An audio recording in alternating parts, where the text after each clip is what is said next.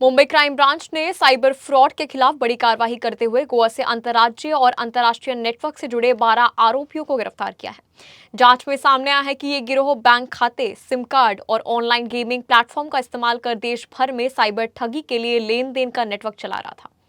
मुंबई के पाईधोनी police station में दर्ज एक मामले की जांच के दौरान इस रैकेट का खुलासा हुआ।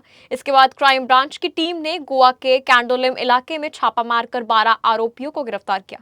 कार्रवाई के दौरान 15 laptop, 128 ATM card, 85 mobile phone, 76 SIM card, 22 chequebook, 77 passbook, 6 router, 3 keyboard और 2 माउस समेत बड़ी मात्रा में सामान बरामद किया गया।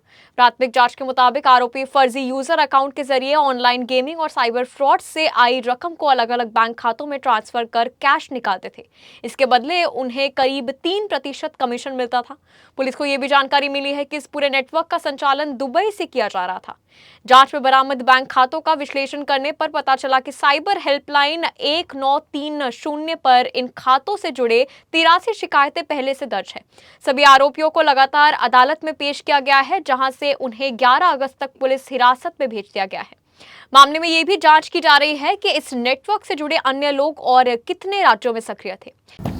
यूनिट 2 क्राइम ब्रांच के पास एक साइबर फ्रॉड रिलेटेड इन्वेस्टिगेशन चालू था, जिसमें साइबर फ्रॉड और ऑनलाइन गेमिंग के जो पैसे इलीगल तरीके से आ रहे थे, उनको एक दूसरे अकाउंट से लॉन्डर किया जा रहा था, लेयरिंग की जा रही थी और उसमें बहुत सारे अलग अलग अकाउंट्स खरीद के यूज़ किए जा रहे थे। इसमें इन्वेस्टिगेशन के दौरान अपर लिंक का शोध चालू था और उस दरमियान हमें लिंक मिली कि जो अकाउंट्स हैं वो मुंबई से गोवा भेजे जाते हैं। इन द सेंस फिजिकली वो नोट करके गोवा जाते हैं बस से, और उसके बाद गोवा में वो अकाउंट्स यूज़ करके वहाँ एक जगह बैठ के ये जो पैसों का ट्रांसफ़र है अलग अलग अकाउंट्स के थ्रू हो रहा है। तो गोवा में पहुँचने के बाद एक विला था, 2 फ्लोर का विला है, करीब 2000 स्क्वायर फीट का, और ये कलंगुट बीच के पास है गोवा में। और उसमें 12 लोग थे जिनको पहले ट्रेनिंग दी गई थी 10-15 दिनों की, कि अकाउंट टू अकाउंट ट्रांसफ़र कैसे करने हैं, कौन सा अकाउंट आपके पास आएगा, कम्युनिकेशन कैसे होगा, और उसके बाद आगे कहाँ भेजना है, डिपॉजिट कहाँ करना है, निकालना कितना है, और ये उसका एक लेज़र भी रखते थे।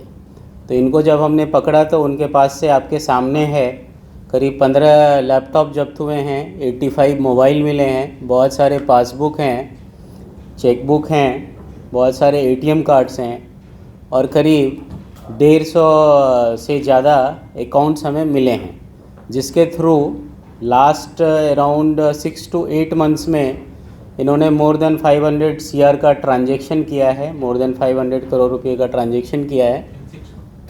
और टोटल जो 1930 में कंप्लेन जाते हैं साइबर फ्रॉड के, तो उसमें इनसे रिलेटेड जो अकाउंट्स हैं, इनसे रिलेटेड 83 कंप्लेंट्स उसमें मैच हुए हैं जो इन अकाउंट से रिलेटेड हैं।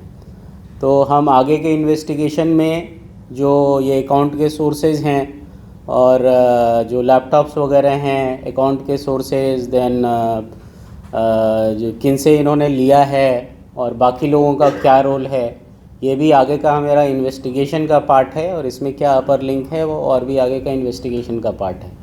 और इसमें जो मेन आरोपी हैं वो कंट्री के बाहर हैं और उनके लिए हम आगे की जो कार्रवाई होती है वो इन्वेस्टिगेटिंग टीम के द्वारा की जाएगी। साइबर फ्रॉड करते हैं और उसके बाद दूसरा पार्ट होता है वो जो उन्होंने साइबर फ्रॉड किया, तो जो पैसे हैं उसमें उसको आगे का कहीं पे भेजना, लेयर करना, वो दूसरा पार्ट है। तो ये जो टीम है ये दूसरे पार्ट वाली टीम है, जिन्होंने एक्चुअली फ़ोन करके बाकी अलग अलग तरह के साइबर फ्रॉड किए होंगे, जैसे डिजिटल अरेस्ट किया होगा, OTP फ्रॉड होगा, APK फ्रॉड, वो सब पीछे का पार्ट है, बैकवर्ड लिंकेज हैं और उस पर भी हमारा इन्वेस्टिगेशन का हमारा पार्ट वो भी है। तो जो पीछे का पार्ट है इन्वेस्टिगेशन का वो भी हमारे इन्वेस्टिगेशन का पार्ट है, और आगे जो लिंकेजेस हैं, ये पैसे कहाँ गए और कैसे यूज हुए, वो भी हमारे इन्वेस्टिगेशन का पार्ट है। तो कमीशन मिल रहा था, एक तो 3% कमीशन मिल रहा था, हाँ, और साथ में इनको मंथली सैलरी भी दी जा रही थी करीब 30-35 हज़ार। और सारे लड़के जो हैं ये 20-25 एज ग्रुप के हैं और जनरली मैक्सिमम जो हैं वो गुजरात के हैं। जो अकाउंट्स वगैरह मिले थे उसमें आरोपी मिले थे, उनसे पता चला हमें based on plus technical analysis कि और भी चल रहा है इसमें और उसका जो सेंटर है वो गोवा है।